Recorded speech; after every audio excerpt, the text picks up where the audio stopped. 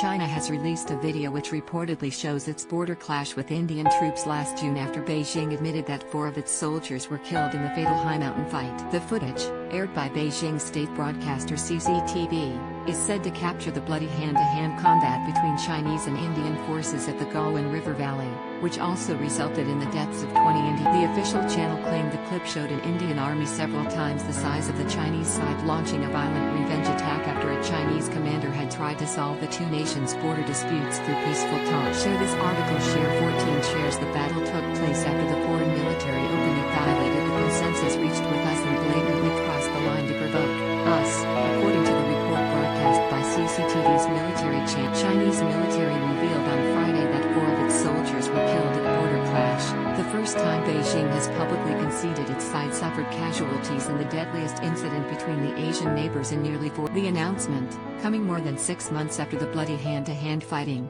should help global audiences understand the truth and the right and wrong of the incident. Chinese Foreign Ministry spokesperson Hu Watch. Yet the delay also appeared to reflect China's deep culture of military secrecy, as well as concerns over the potential domestic and international fallout from the bloodshed. Immediately after the clash atop a high ridge on June 2020 in the Ladakh region's Karakoram Mountains, India announced it had lost 20 of its soldiers in the battle that saw fists, clubs, stones and other improvised weapons used to avoid a fight. China was believed to have also suffered casualties but did not provide any details, saying it didn't want to further inflame tension. The announcement that it did indeed lose soldiers comes now that the two sides are engaged in a phased pullback from their original positions following multiple rounds of negotiations. The People's Liberation Army daily newspaper said Friday that the 4 killed were named as official state martyrs and awarded other posthumous. It said the title of border defending hero was conferred on Battalion Commander Chen Hongzhen, while Chen Xiangrong, Xiao Ziyuan and Wang Uren received first-class. It attributed their deaths to fighting in a clash with trespassing foreign military personnel,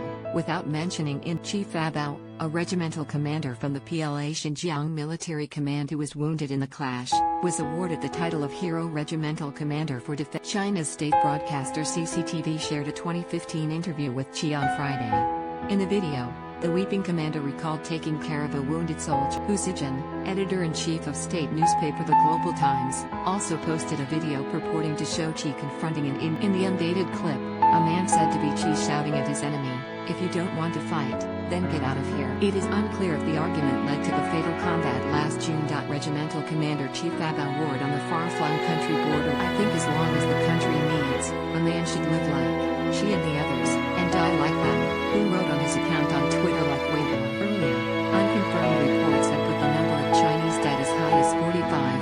At General Joshi, who commands the Indian Army's Northern Command, said Indian observers counted more than 60 Chinese troops being taken away on stretchers, though it wasn't clear how many suffered fatal. Joshi told Indian station News 18 that Chinese forces had appeared unwilling to make concessions until Indian forces occupied commanding heights on 29-30.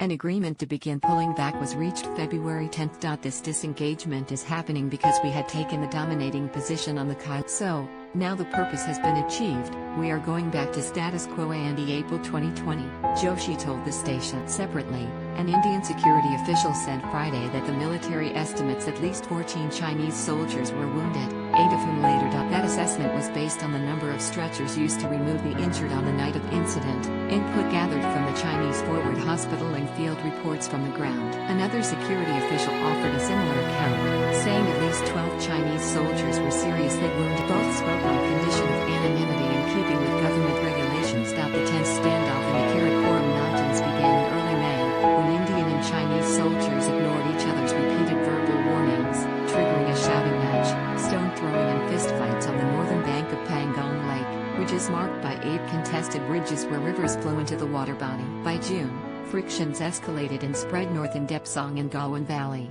where India has built an all-weather military road along the disputed front. Since the clash, both countries have stationed tens of thousands of soldiers backed by artillery, tanks and fighter jets along the de facto border called the Line of Actual Control, or LAC, with troops settling in for each side accused the other of instigating the violence, which has dramatically changed the India-China relationship. Responsibility for the clash doesn't lie with China, Hua told a briefing in Beijing on She said China has exercised great restraint, reflecting China's tolerance and commitment as a responsive. However, the Indian side has repeatedly exaggerated and hyped the casualties, distorting the truth and misleading international public opinion. Now the PLA Daily has published a report on the incident to reveal the truth, Hua said. Relations between the two countries have often been strained, partly due to their undemarcated border. They fought a border war in 1962 that spilled into Ladakh and ended in an uneasy truce marked by additional clashes. Since then, troops have guarded the undefined border while occasionally brawling. The two countries have agreed not to attack each other with firearms. The fiercely contested control line separates Chinese-held and Indian-held territories from Ladakh in the west to India's eastern state of Arunachal Pradesh, which China claims it is broken in parts where the Himalayan nations of Nepal and Bhutan sit between India and China. According to India, the de facto border is 3,488 kilometers,